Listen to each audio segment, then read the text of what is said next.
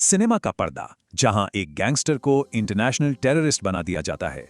Film का नाम है धुरंधर 2। पर सवाल ये है कि इस कहानी में कितना सच है और कितना फसाना।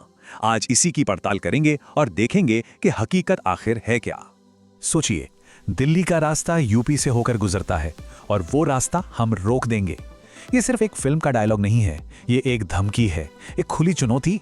और यहीं से धुरंधर 2 की कहानी हमें एक ऐसे सफर पर ले जाती है जहां सच और कल्पना के बीच फर्क करना मुश्किल हो जाता है।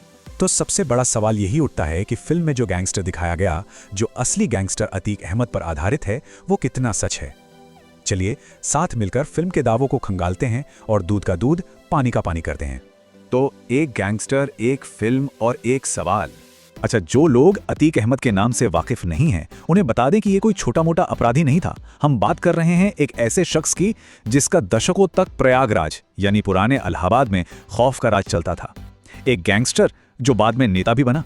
अब आते हैं फिल्म के सबसे सनसनीखेज दावे पर। फिल्म कहती है कि अतीक अहमद एक इंटरनेशनल टेररिस्ट था। क्या ये सच है? आइए फैक्ट्स चेक करते हैं।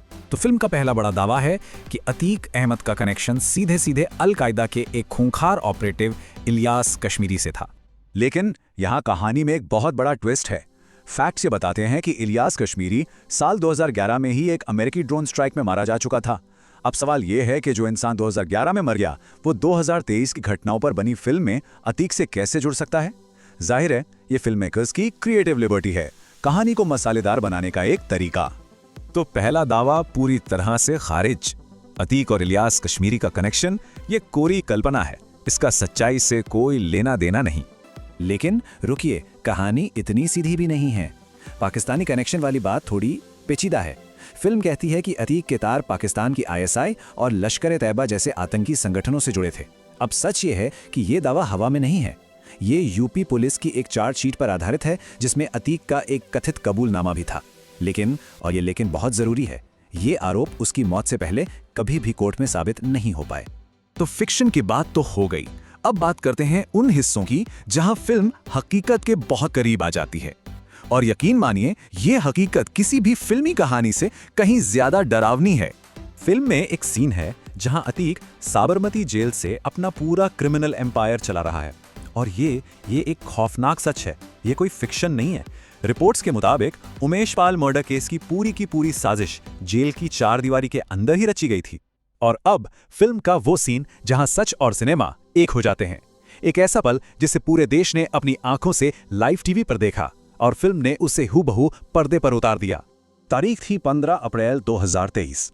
अतीक और उसके भाई अशरफ को पुलिस और मीडिया ने घेर रखा है। अचानक पत्रकार के भेष में कुछ लोग आगे आते हैं। इससे पहले कि कोई कुछ समझ पाता, अशरफ के मुंह से उसके आखिरी शब्द निकलते हैं। मेन बात यह है, गुड्डू मुस्लिम, और बस गोलियों की आवाज से सब कुछ गूंज उठता है। सब कुछ लाइव टीवी पर। और फिल्म में दिखाया गया ये सीन, ये 100% सच है। इसमें कोई मिलावट नहीं, कोई मसाला नहीं। ये सच का एक डरावना रीप्ले है। तो ये तो साफ है कि फिल्म सच और फसाने का एक कॉकटेल है। लेकिन कहानी यहाँ खत्म नहीं होती।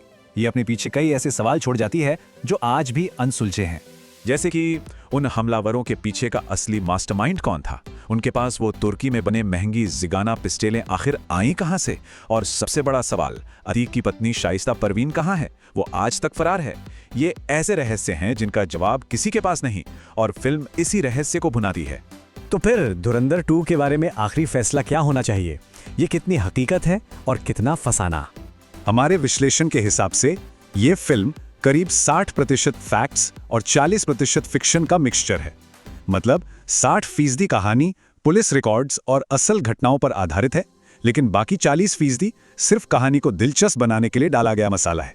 और इस 60-40 के खेल का असर क्या होता है?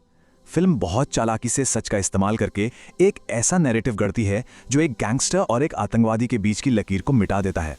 और जब ऐसा होता है तो कहीं न कहीं उसके अंत को सही ठहराने का एक माहौल तैयार हो जाता है। और यहीं पर आकर ये कहानी हमें एक बहुत बड़े और ज़रूरी सवाल के सामने खड़ा कर देती है। एक ऐसा सवाल जिस पर हम सबको सोचने की ज़रूरत है कि इंसाफ का रास्ता आखिर क्या होना चाहिए? बंदूकों से निकला फैसला या फिर अदालतों से मिला न्याय?